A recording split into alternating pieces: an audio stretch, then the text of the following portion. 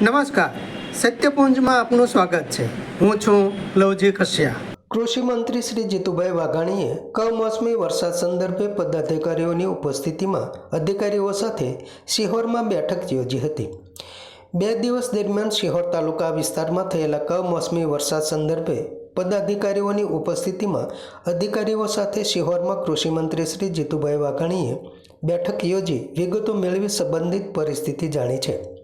આ બેઠકમાં ધારાસભ્ય શ્રી ભીખાભાઈ બારૈયા, જિલ્લા પંચાયત પ્રમુખ શ્રી રૈયાબેન મિયાણી, જિલ્લા સમાહર્તા શ્રી મનીષકુમાર બંસલ, જિલ્લા વિકાસ અધિકારી શ્રી હનુલ ચૌધરી, તાલુકા પંચાયત પ્રમુખ શ્રી લીલાબેન મકવાણા સહિત અગ્રણીઓ જોડાયા હતા.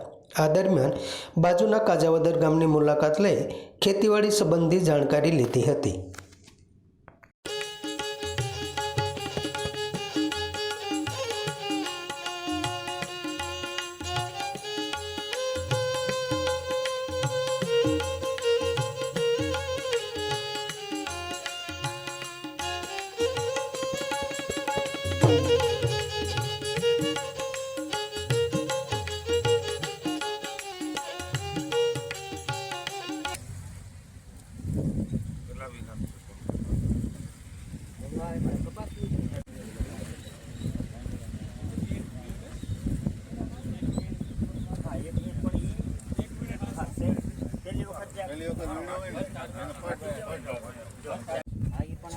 વરસાદ આવ્યો તો એમાં એને બગાડ્યું, બગડેલું લીધું, આ બીજું સારું આવ્યું, એ બગાડ્યું.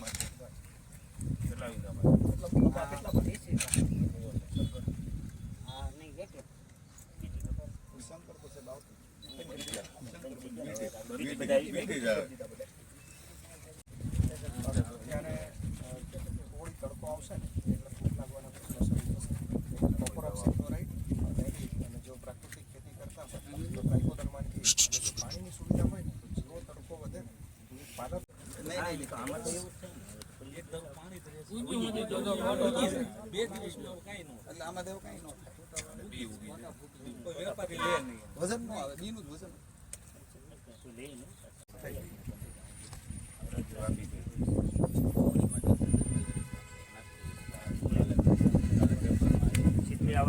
સંભાવના કેટલા ટાઈમમાં પગલા લેવાય પણ મુલાકાત લીધી. શું કહેશો? ગઈકાલે જ કમોસમી વરસાદના કારણે, એમાં પણ કમોસમી વરસાદ ભારે છે, માનનીય મુખ્યમંત્રી ભૂપેન્દ્રભાઈ પટેલે તરત જ મંત્રીશ્રીઓ સાથે બોલાવીને ચર્ચા કરી. ડેપ્યુટી સીએમ પણ હાજર હતા. માનનીય હર્ષભાઈને નક્કી કર્યું કે જે જિલ્લાઓમાં વધારે વરસાદ છે ત્યાં તાત્કાલિક મંત્રીશ્રીઓ પહોંચી. ગઈકાલ રાતે જ બધા એ વિસ્તારમાં પહોંચી ગયા છે. જેમ કે આજે હું ભાવનગર આવ્યો છું, એમ ગીર સોમનાથ ને જૂનાગઢ, વાજાજી અને અમારા અર્જુનભાઈ મોઢવાડિયા એ પહોંચ્યા છે. અમરેલીમાં કૌશિકભાઈ વેકરિયા પહોંચ્યા છે. નરેશભાઈ તાપી, જયરામભાઈ પહોંચ્યા છે. તમામ રિયલ ટાઈમ મોનિટરિંગ અને અહેવાલો માનનીય મુખ્યમંત્રીશ્રી તમામ કલેક્ટરો પાસેથી, ધારાસભ્યશ્રીઓ પાસેથી, સંસદસભ્યશ્રીઓ પાસેથી મંત્રીશ્રીઓ સાથે ચર્ચા કરીને લઈ રહ્યા છે. પણ તરત જ સ્થિતિનો તાગ મેળવવા માટે આજે ભાવનગર જિલ્લામાં હું અહીંયા શિહોર તાલુકામાં ખેતરમાં પણ આવ્યો છું. ખેડૂત પણ જીવાભાઈ અમારી સાથે છે. કુદરત રૂટતી હોય છે ત્યારે આપણે જાણીએ છીએ કે ખૂબ મુશ્કેલી હોય છે, પણ સરકાર તરીકે સધિયારો આપવા, સમજવા અને કેવી રીતે એને સધિયારો આપીને સહયોગી થઈ શકાય એ માટે થઈને માત્ર 5 જિલ્લા પૂરતા નીકળ્યા છીએ જ્યાં વધારે વરસાદ છે. પણ તમામ જિલ્લાના અહેવાલો હું ખેડૂત મિત્રો બધાને કહેવા માગું છું તે જોડાયેલા છે. તમામ રિપોર્ટો, પ્રાથમિક અહેવાલો એ પણ મુખ્યમંત્રીશ્રીએ તાત્કાલિક સૂચના આપી છે.